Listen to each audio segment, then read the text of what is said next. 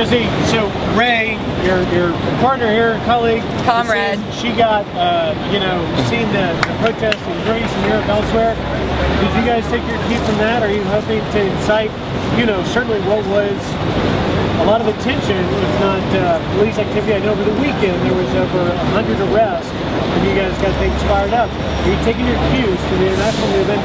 And how do you want to see this in? What do you, if you could have it in a perfect way, how would it be? Well, I don't know. It's really difficult to kind of answer questions leading to those conclusions. I'd say that we didn't take our cue off of anybody, really. It became a more spontaneous movement.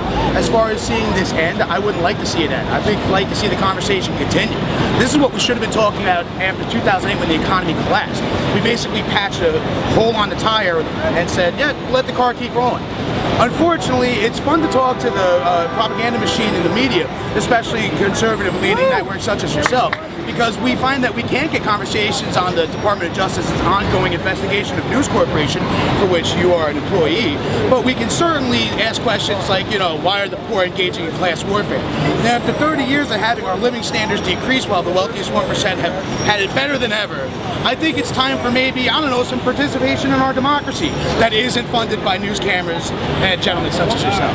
Okay, but let me give you this challenge, Jesse. Sure. We're here giving you an opportunity on the record with Credit Ancestry to put any message you want out there, give you fair coverage, and I'm not going to in any way be biased about it. So there is an exception to the case because you wouldn't be able to get your message out without us, yes? No, certainly. I mean, take for instance when Glenn Beck was doing his protest and he called the president a person who hates white people and white culture. That was a low moment in Americans' history, and you guys kind of had a big part in it. So I'm glad to see you coming around and kind of paying attention what the other 99% of Americans are paying attention to, as opposed to the far-right fringe who would love to just destroy the middle class entirely. All right, fair enough. You have a voice and an important reason to criticize myself, my company, and anyone else. But let me ask you this.